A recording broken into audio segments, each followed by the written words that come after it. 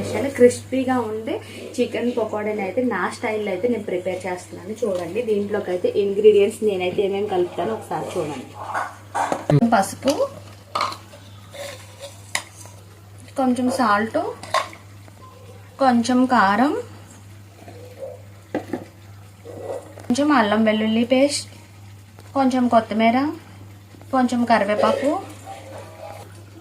కొంచెం కార్న్ఫ్లోర్, కొంచెం క్రిస్పీకి కొంచెం బియ్యం పిండి,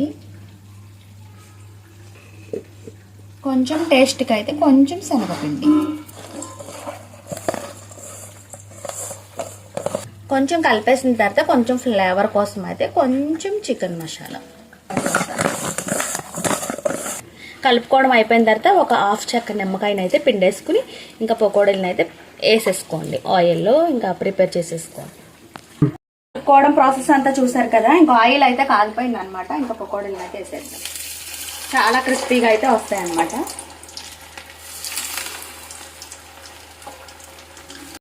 చికెన్ పకోడీ అయితే రెడీ అయిపోయింది అనమాట. ఎప్పుడు కూడా ఏంటంటే నేను ఏ రెసిపీ చేసినా కూడా సింపుల్గా హడావిడి లేకుండా ఇంట్లో ఉండే ఇంగ్రీడియంట్స్తోనే ఈజీగా అయితే నేను ఏ రెసిపీనైనా కూడా ప్రిపేర్ చేస్తున్నానండి.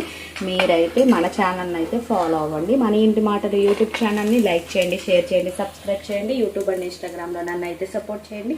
బెల్ ఐకాన్ అయితే ఆన్ చేయండి. చూడండి చాలా క్రిస్పీగా చికెన్ పకోడీ అయితే వచ్చేస్తుంది. నన్ను అయితే సపోర్ట్